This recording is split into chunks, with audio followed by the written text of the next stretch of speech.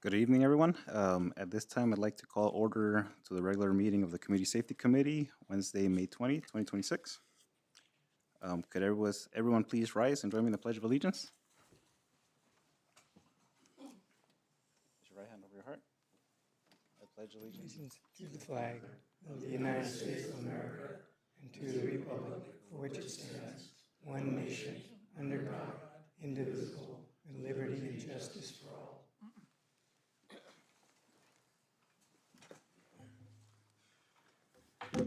Mr. Secretary, can you please call the roll?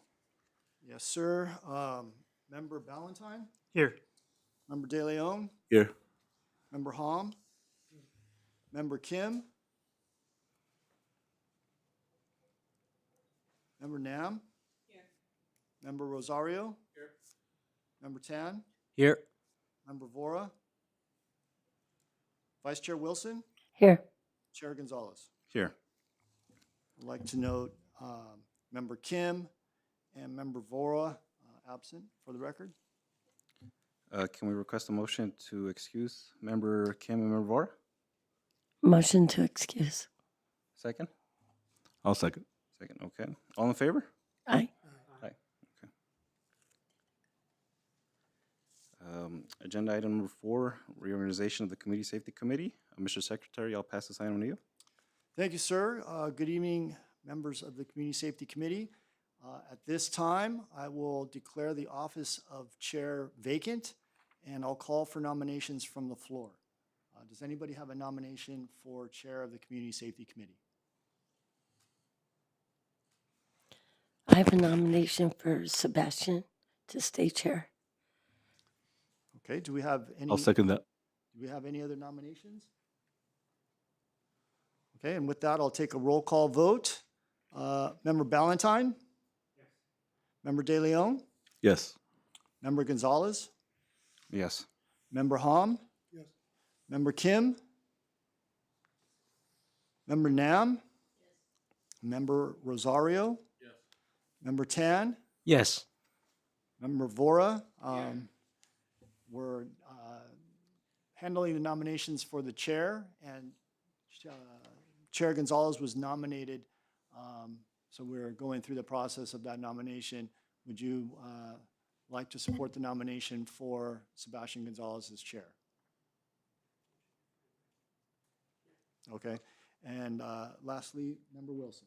Yes. Congratulations, Chair Gonzalez. You will continue in your role as Chair of the Community Safety Committee. And at this time, we'll move on to the nominations for Vice Chair, and I'll take nominations at this time. I nominate Karen Wilson. I'll second the nomination. Okay, do we have any other nominations for Vice Chair? Hearing none, we'll move forward with the roll call vote. Member Ballantyne? Member De Leon? Yes. Member Hom? Member Kim? Absent. Member Nam? Yes. Member Rosario? Yes. Member Tan? Yes. Member Vora? Yes. Member Wilson? Yes. Chair Gonzalez? Yes. And congratulations, Vice Chair Wilson. You'll be continuing your role as Vice Chair of the Community Safety Committee. And with that, I'll turn the meeting back over to Chair Gonzalez. Okay, thank you, Mr. Secretary. Can we also note that Member Vora walked in at 7:04 p.m.? Okay, I'll note that for the record. Thank you. thank you. Moving on to item number 5, public comments and suggestions. Do we have any speaker cards today? No. Speaker cards? Eventually. Anybody in the audience? Public comments? Already? Yes. If you don't mind, can you please state your name? After Chairman and members of the committee, a couple of you know me. By way of introduction, I'm one of the volunteers here in Cerritos with the Sheriff's Department and a former reserve deputy officer, so my background. What I want to talk to you about tonight is emergency communications. Don't know if I can fit it in the 3 minutes, but probably in 5 or 6. Since it's of kind of vital importance to the city, I'm hoping to give me a little bit of latitude on that time. Okay, how familiar is the committee? How familiar are you with emergency communications and the County Department of Emergency Communications Services? Are any of you familiar with them at all? Looks like that would be a negative. Okay, most departments, most stations have a group of radio amateur volunteers who work with the department, with the county emergency services. We don't have one in here in Cerritos. So have any of you considered what to do in case of emergency communications? Probably not. And as a safety committee, I would say that's one of your very important things that you ought to be considering. So what I'm talking about tonight, we have a club, a radio amateur club, and we teach classes in radio amateur licensing. And in order to work with the Department of Emergency Services Communications, you have to have a radio amateur license. So we teach those classes. We also have authority to give the exams that the Federal Communications Commission, the government, requires in order to get the licenses. That's required to work for the DCS. So we do the training. We also do the testing to give the licenses. Okay, for about 15 years, we've been doing this right over here in the EOC, Emergency Operations Center. And it's been going very well, no problems, no complications. And now, rather suddenly, we find out we have a next next exam coming up, and we're told that we cannot use the classroom. And the reason is because there's some changes in the city. We have a relatively new city manager, and last I heard, we have no new disaster communications manager here with the spot that Daryl used to fill. And so it's kind of on hold. And we have a class with the Boy Scouts coming up, I thought. But I went to schedule it, they wouldn't let us do that. So what I'm looking for here tonight is that the committee itself might take an interest in this and decide whether or not you consider these emergency communications of any importance. And if so, you might consider whether we would be able to continue using the classroom and pass that along to the city and see if we can't get that going. Otherwise, the most immediate one is the Boy Scouts class I'm going to have to cancel because we don't really have any other classroom available. We can get them, but about $200 a day or more. And so we have a little bit of a problem there. So it's just something I'd like you to consider. And it's something that I think in the past you might like a regular presentation, which would probably take about 20 minutes to give you a more complete picture of what's going on with emergency communications. And if so, let me know, and I'll be glad to prepare something like that for you. Okay, that's all I have. You consider, if you would, we'd like to be able to use that classroom again. And since that's an issue for safety committee, you might want to consider that. And if you have any response, Pastor Mike over there knows how to reach me. Thank you. And you can go through him. So thank you. Thank you very much for your comments. Anybody else in the audience would like to speak on public comments? Okay. Seeing none, we will be closing public comments. Moving on to item agenda number 6, the consent calendar. We have item 6A, the approval of minutes for Wednesday, March 18th, 2026. Do I have a motion to approve the consent calendar? Motion to approve. Is there a second? Seconded. I'll second. I got member Vora. So there's a motion by Vice Chair Wilson, second by Vora to approve the consent calendar. All in favor? Aye. Aye. Any opposed? The motion passes with the majority of the vote. Moving on to item number 7, new and old business. At this time, I'd like to call on the report for 7A, our report on crime and public safety information. Mr. Secretary, may we please have the report? Thank you, sir. Item 7A is our lone agenda item for this evening. It will be the review and consideration of our updates on crime prevention, special projects, some crime statistics information, traffic-related information as well. For this evening's report, I'll turn it over to Captain Strong, and he and Deputy Wendland will be covering the item for us this evening. Thank you, Ryan. So I'm going to start off on the Part 1 crimes. We'll go to homicides. There's been no homicides year to date, so that's a good trajectory compared to 2 last year at the same time. When it comes to the rape incidents, we had 3 this year compared to 0. All 3 of those, the victim and suspect knew each other in some way, shape, or form, and there are no serial rapists running around in the city of Cerritos, so they're isolated and they're confidential reports as well. But they're continuing to investigate them, and we do not have anybody running around as a serial rapist in the city. Next, we'll go to robbery, armed. So this area was a little bit of a concern to me. It's up about 75%. The numbers on that are not extremely large, went from 4 to 7. However, I did notice some patterns in regards to the armed robbery. One was Pokemon cards in one instance being sold at an off-site location. We really urge you guys, if you're going to do online, sales and things like that, come to the station lobby, do the exchange in the station lobby, do it in, I think we have a designated spot in the parking lot as well, but come into the station lobby and do the exchange. Don't meet at a random area and do those exchanges, because in this particular instance, somebody was trying to sell Pokemon cards and they were robbed at gunpoint for the cards. So please be cognizant of that. Another area that I wanted to kind of focus on a little bit was theft of gold chains. So we're seeing a little bit of that again, where people are walking up to individuals on the street who have gold chains on and, coming up to them, having a conversation with them, and then taking the chain off, ripping the chain off and running. Please just be cognizant of that. Be aware of your surroundings. Try not to have a bunch of jewelry, flashing around.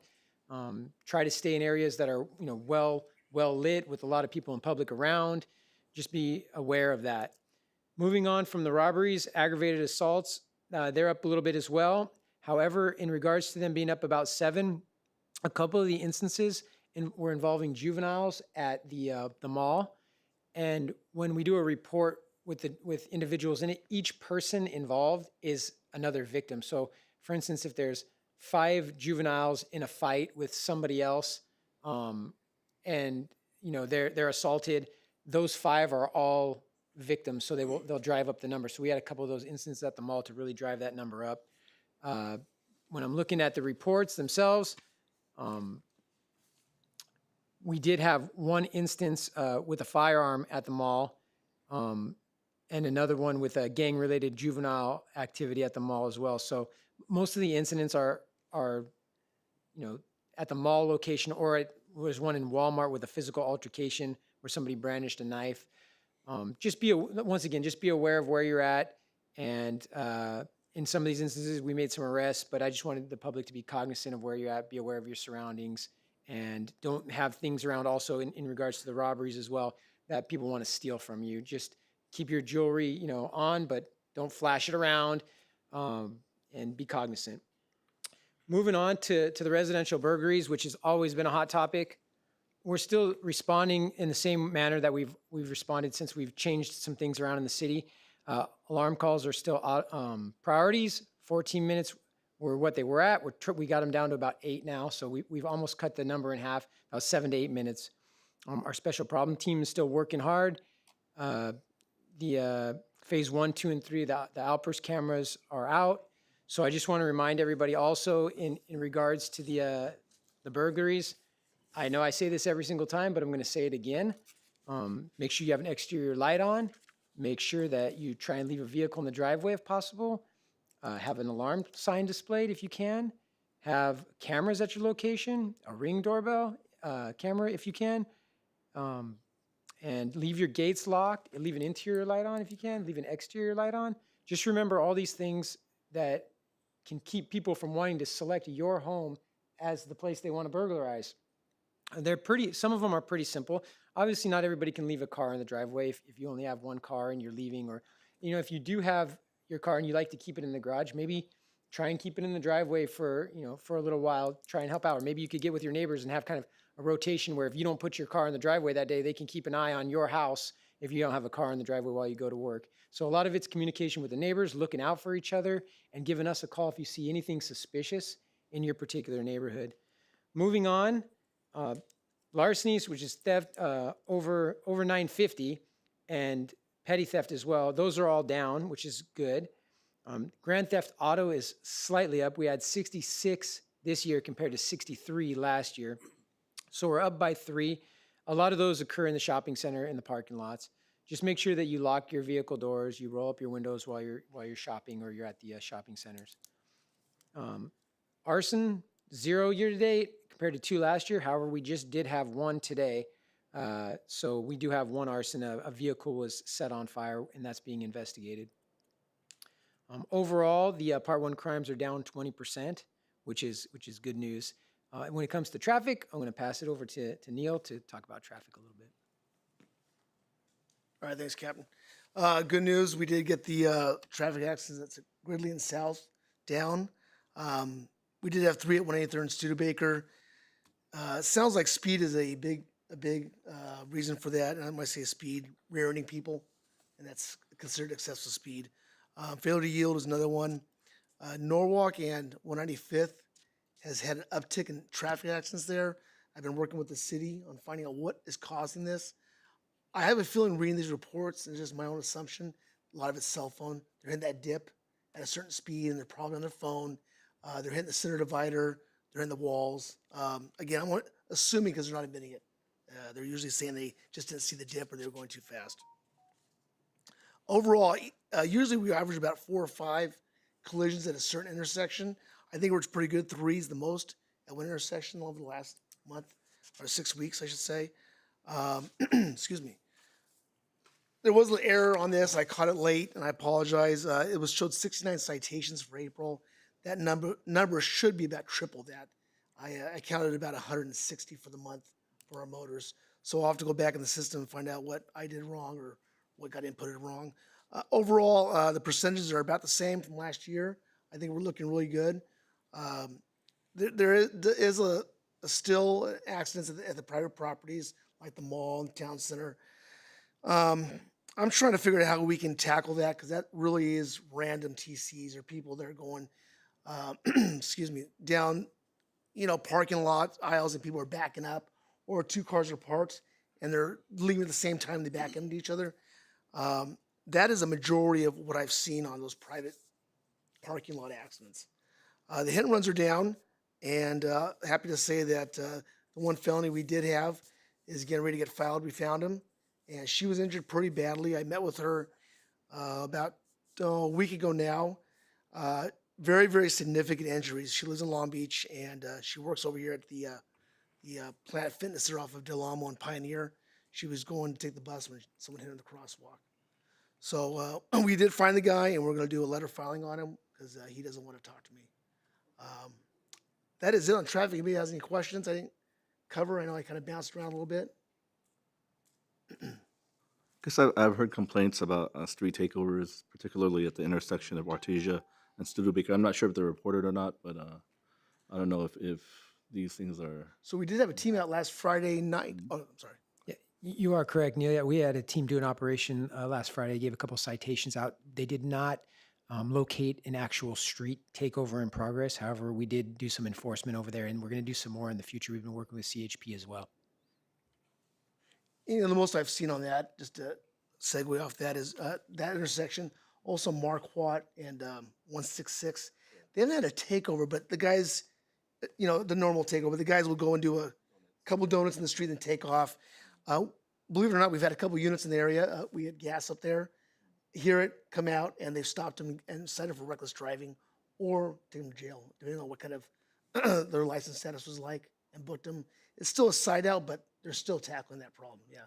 And they're not taking it over, if you will, but it's still a very much of a nuisance, I think. I wouldn't want to hear that, so.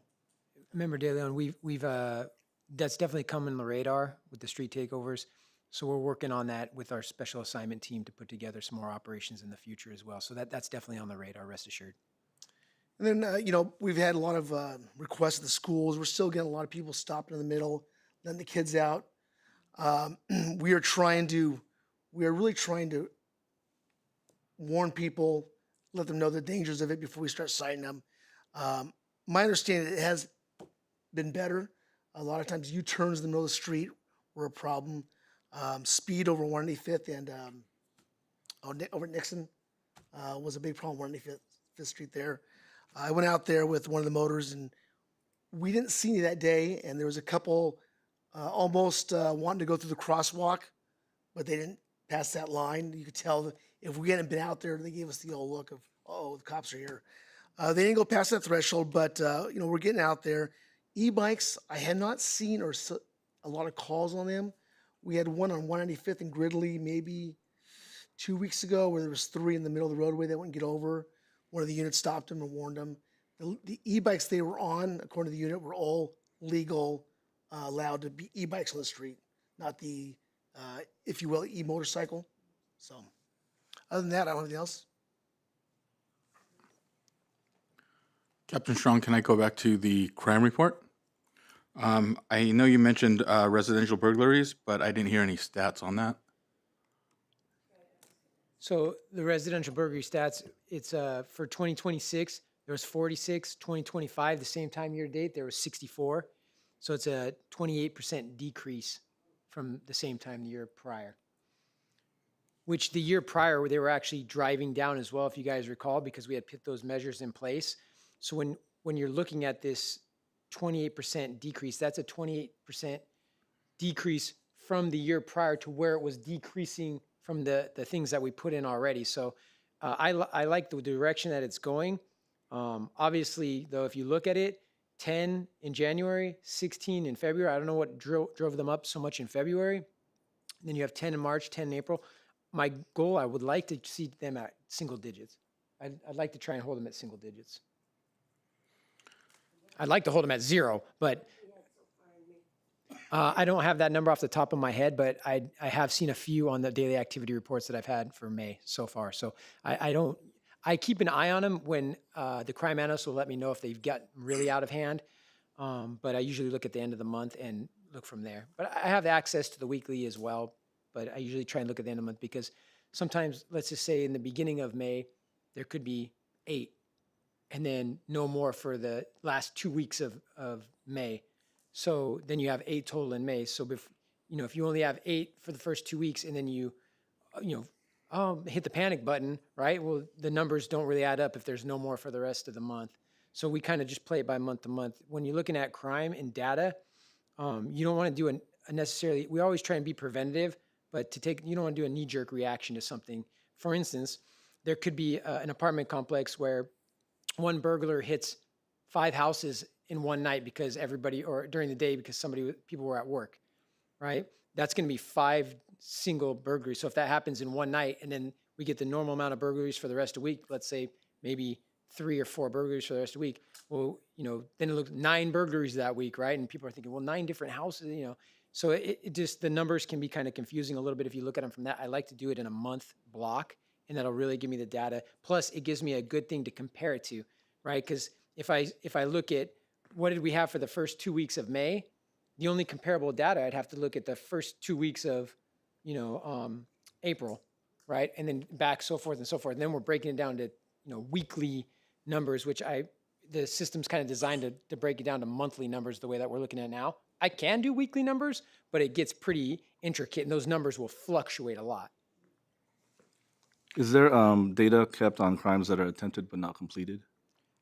Yeah, they're included in here. Or they're included So in there? an attempted burglary is going to be a statistical data for a burglary.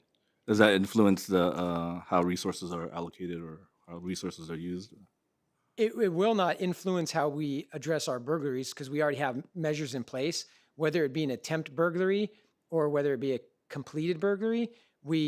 It's filed the same by the district attorney's office, and we treat it the same as far as crime goes and our response to it.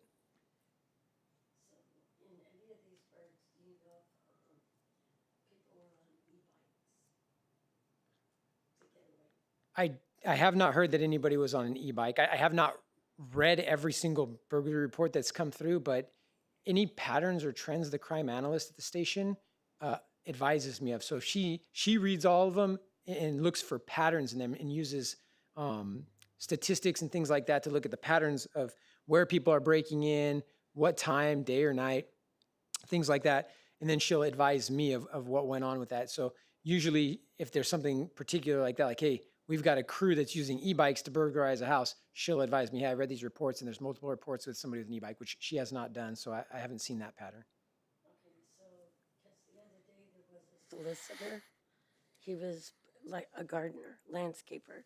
Normally they're walking with backpacks and putting flyers. This guy had a magnet and he was on an e-bike going up and down around everybody's cars. My neighbor called it in and then she called me and I went out there and he's literally going on an e-bike, getting off his bike, if he couldn't get between the cars.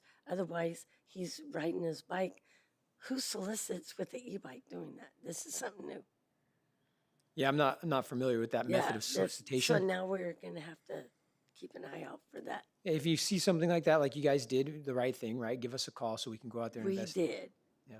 They came out. Do you have data on recovered stolen cars that are found in the neighborhoods within Cerritos?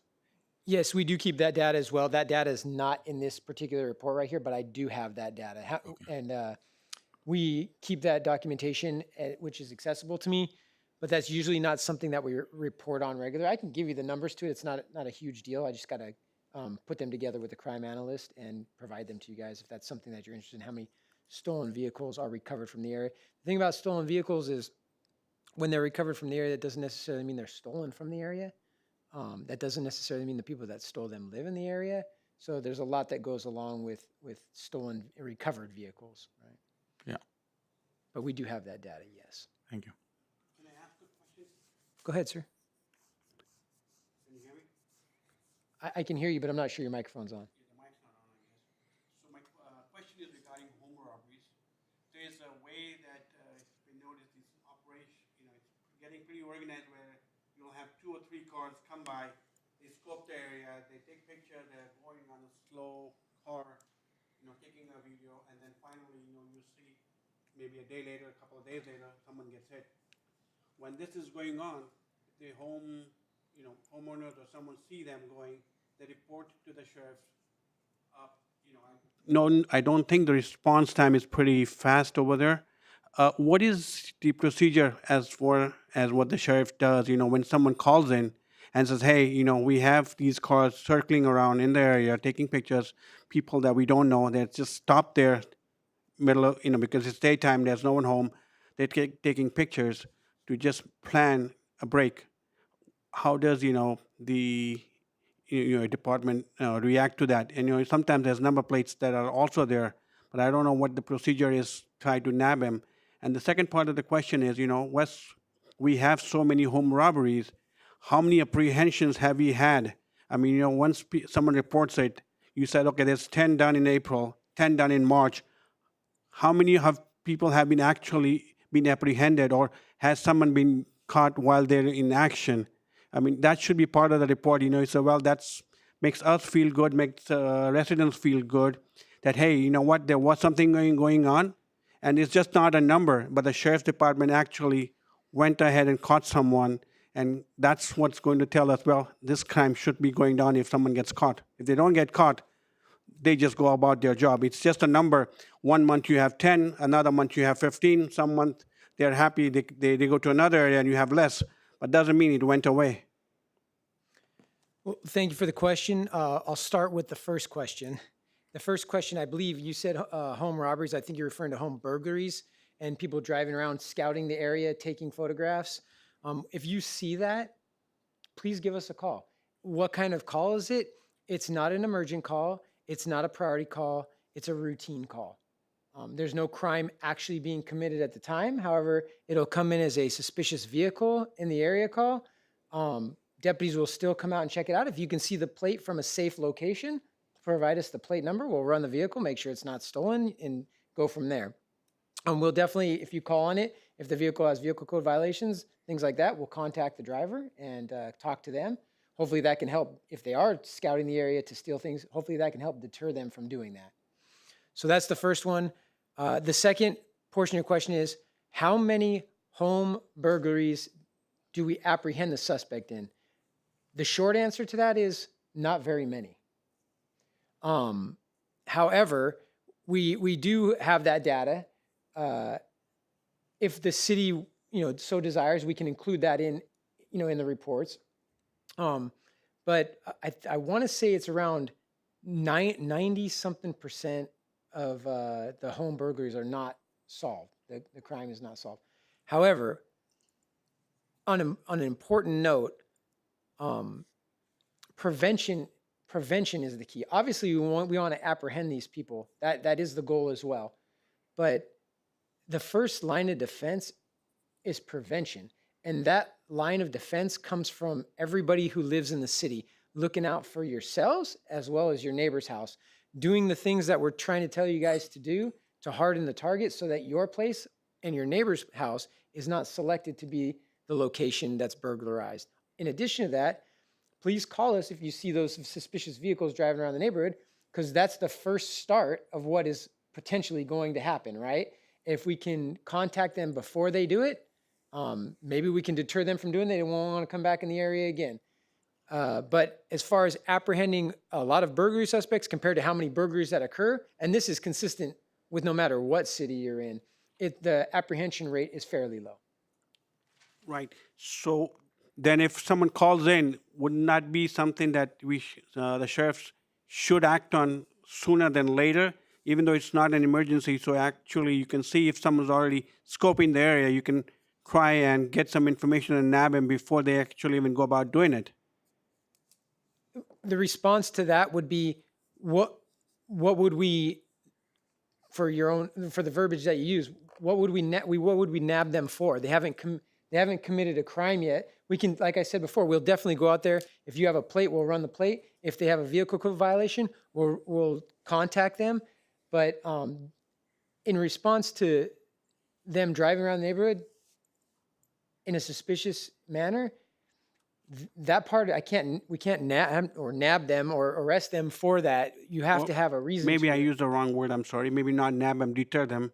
Try to actually stop it from happening. Yeah, and if you guys call, we will try to stop them, and contact them. However, if they leave the area, remember they're driving around, right? So you've called the sheriff's station, you make the phone call to the sheriff's station, they dispatch the call. The deputy that's on patrol goes to the location. You've already got a vehicle that's driving around. I don't know if it's driving through the neighborhood. Maybe it's driving back and forth a couple times, but it does take a little, it's like I said before, it's not an emergent call. It's not a priority call, which is an audible alarm call or a burglary now. It would be emergent. An audible call would be a priority call. It's neither one of those. So we're trying to get to the audible calls within 7 to 8 minutes is our goal, which dropped 50% from where it was before, about 14 minutes or so. So we're doing a fantastic job on that. And that's a priority we're treating that as. This would be a routine call.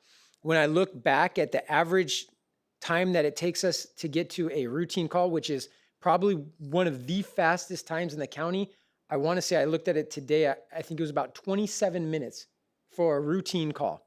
That is still very, very fast compared to other stations. So other stations are 59 minutes, things like that. Because you got to remember, a routine call on average, though, besides the one that you're talking about, would be a call, let's just say a burglary already occurred. You come home from work and a burglary has already occurred at your house. You've got all this paperwork and everything's thrown around.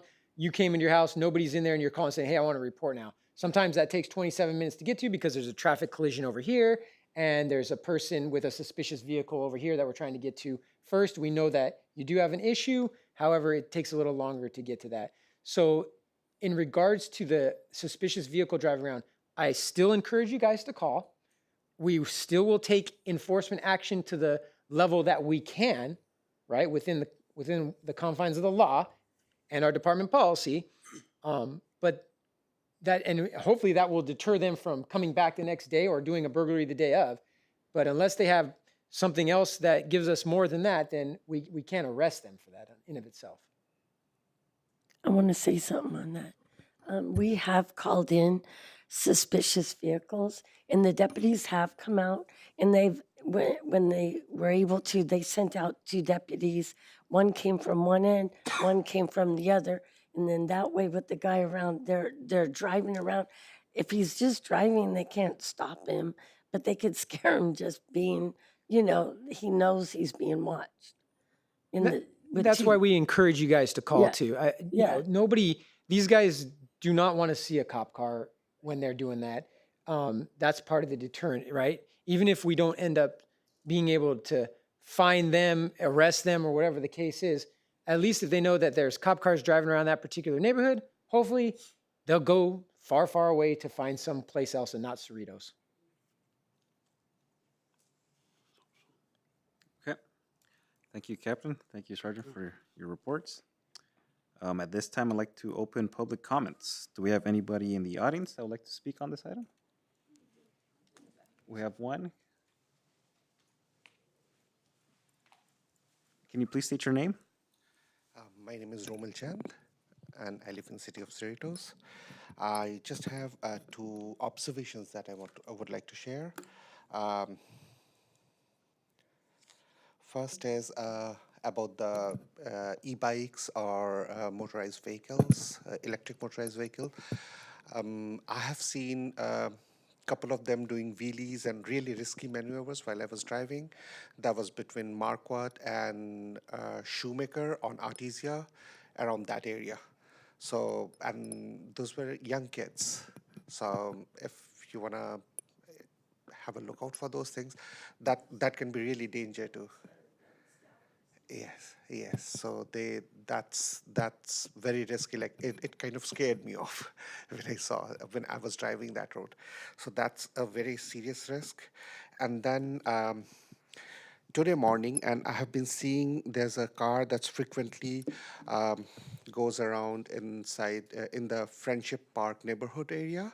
It's a Civic or Corolla with a, I'm sorry,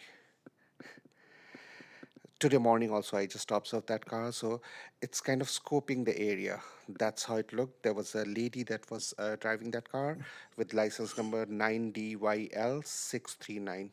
I did not get a chance. So that's happening a lot of late. So I just try to keep an eye on that, just adding my input on that. Captain, would you like to respond? Sure. When you see a suspicious vehicle, like I was just talking to the gentleman over here, please give us a call. If you see a vehicle that you feel is possibly scouting your neighborhood, don't be shy. Give us a call. We're happy to go check it out. That doesn't mean that we're going to go rip everybody out of the vehicle and, you know, all their belongings are going to be tossed everywhere. And we're, you know, but I definitely think it's worthy of us, you know, provide us the plate. We'll run the plate. And, you know, that will give us a start, and then we'll send a deputy out to check it out and see if there's any illegal activity going on. If there is, we'll act accordingly. And if not, even if we're just deterring something, better an ounce of prevention. So give us a call for that. And then regarding the speeders, Sergeant Wenland handles the motor deputies, so I'm sure he'll look into that, you know, with you when he gets a chance. Thank you, thank you, Captain Strong. Yes, sir. Thank you. Do we have anyone else in the audience that would like to speak at this item? Seeing none, I declare public comments closed for this item. Any other comments or questions from my fellow committee members? Okay, seeing none. Do I have a motion to receive and file the report? Motion to receive and file. Is there a second? I second. Okay, that was Rosario. Rosario. Motion by Vice Chair Wilson, second by Rosario to receive and file the report. All in favor? Aye. Any opposed? The motion passes. Moving on to item number 8, reports. Item 8A, reports from the committee liaison. Mr. Carey, do you have anything to report? Nothing to report this evening. Thank you. Thank you. Moving on to item 8B, reports from our fellow community safety committee members. Member Ballantyne? Member De Leon? It's getting close to the end of the school year, so I'd like to make sure that people are mindful of the fact that there's going to be kids around on the streets, and be extra careful when we're driving around. Also, I'd like to invite more people from each of the neighborhood watch zones to come and speak to their issues that they're having in their local zones at these not only at these meetings but at the council meetings as well. I mean, if we the more information we have, the more we can help our local sheriff department and keep our city safe. Thank you. Member Hum? Member Nam? I wanted to ask, this meeting is being televised, and we're talking a lot about the crime and auto theft, and I was just concerned that I think when we have the meeting televised, it's fine for the community, the city, to watch, but I didn't understand why it's like on YouTube or available to public, and it's kind of like notifying others what we might have to do or cut staff or no longer have patrol or what their hours are going to be now. And so is that something that we could further discuss or see what the pros and cons are about having that? I can tell you, as part of the City Council's adopted strategic plan, transparency is one of the key goals in the strategic plan. And as part of that, having our committee meetings televised and as open and available to the public as possible is a step towards that goal of achieving maximum transparency. I do understand your concerns, but I think Captain shares some very valuable information here. And while some of it may be somewhat maybe alarming to the community or whatever the case may be, I think it is helpful and valuable information, and we're trying to get the word out to the community as best we can. Having these meetings televised was something that was directed by the city council. And so ultimately it would have to be, if there was to be a change, that would have to be initiated by the city council. Okay, I do agree and understand the transparency that the city is allowed to watch on our local channel, but it's now uploaded and it could be watched next week, next month, and so forth. That was my only concern. Thank you. Thank you, Member Nam. Member Rosario? Nothing, thank you. Okay. Member Tan? Yes, just a brief question. I think I had noticed on some chat groups online that about a few weeks ago, there was another lockdown that took place. I believe this time it was Cerritos High School. I was just wondering if that was accurate and if an investigation was completed as to the results of that. I will confirm that there was another lockdown at Cerritos High School, and there's been a couple there and more at Whitney with threats. Detective Bureau is working those particular cases. I don't want to release anything at this point in time. We don't have any current threats to the school right now, but I don't want to release any information to that because it's an active investigation that's ongoing right now. So I'd prefer not to say anything about that as far as the investigation goes. However, there are no current threats to any of the schools. And I would like to add, in addition to what Captain mentioned, we do work very closely with the school district to address these issues in as expeditious a manner as possible and to follow up and support the investigations. Thank you, Member Tan. Member Vara? That's fine. Okay, thank you. Vice Chair Wilson? Yes, I want to talk on Neighborhood Watch.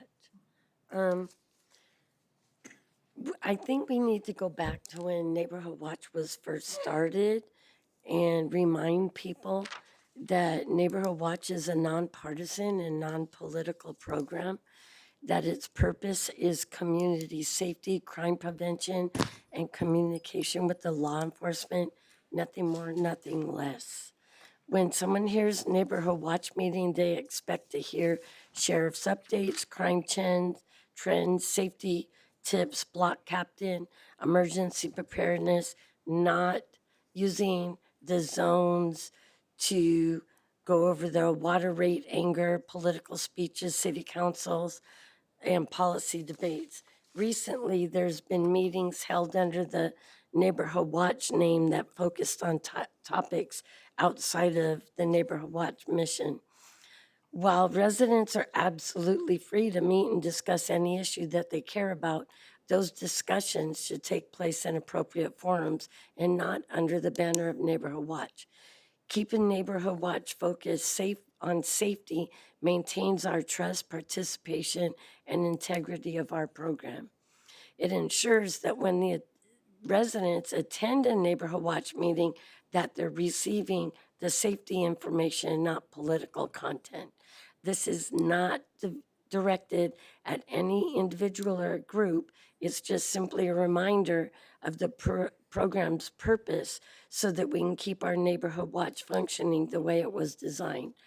I wrote this because I've been getting complaints.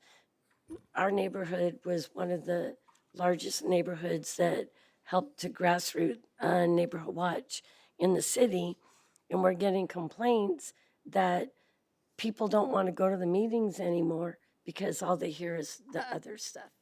And so I wrote this, and I'm just hoping that our block captains and everyone out there can kind of go back to the role of Neighborhood Watch, and we can work on fighting the crime along with our sheriff deputies. Thank you. Thank you, Vice Chair Wilson. I just have one thing to add in regards to Members De Leon's comments with school being over. Just a friendly reminder that residents can also request vacation checks right now with summer coming up, starting. It's a great service and a great way to keep an eye on your property while you're away. And seeing no further business, I adjourn this meeting. Can I Oh yeah, go ahead, Member. Captain, I understand this last weekend that there was a threat towards the mall, that concern about taking over the mall again. And I was wondering how that went down. Yeah, so we did receive an Instagram post regarding a mall takeover, which is kind of, for lack of better terms, kind of a common thing anymore, but we take every single time that they do that, we take it serious. Our mall has been very, very safe. We haven't had any major incidents regarding takeovers at our mall. The city is very supportive of what goes on at the mall. They help fund additional deputies to be at that location during these threats. So last weekend we had a threat of a mall takeover. When that occurs, we send sufficient units over there to handle that. We notify all of our surrounding stations as well to respond. So we were well prepared for it. Nothing came of it, but we were well prepared. That's great. One last question. I heard that there's been an uptick in apprehensions within the city where warrants are served and then we pick up some of the people that were out there and we're removing some of those people, crime people off the streets. Is anything you can update us with? Yeah, so the deputies have been very active in keeping the streets safe. They've been in the riverbeds. They've been providing opportunities for housing for the unhoused individuals over there. Very patient with everybody, but they've also been doing enforcement as well. If there is illegal activity going on in there, they're enforcing that as well. So there have been some arrests there and throughout the city for anything drug related, outstanding, anybody with outstanding warrants and things like that. There's a lot of arrests being made in regards to that. So the deputies are doing a good job. They're keeping the city safe and they're enforcing the law. Well, I think that's great. Thank you. One more question there, Captain Strong. There has been many instances where mail gets stolen. I know people must have reported that. Do you have anyone reporting that? And if anything's been done if you haven't got reports, anything been done to stop that or make that less possible to be done? In regards to mail, that's the postmaster's responsibility. So that's the mail, U.S. Mail Service. They have somebody that investigates those particular instances. So when mail's stolen, they usually investigate that. I see. So when there's mailboxes that are outside, someone just walking by mailbox to mailbox, picking out mails from people's mailboxes, it's the postmaster's office that does the investigation and apprehends people, or the sheriff's department? We can apprehend them if they're in the act, but the investigation is done by the postmaster. Okay. Thank you for your comments. Thank you for everyone in attendance and watching tonight. At this time, I would adjourn the meeting at 7:51 p.m. Thank you.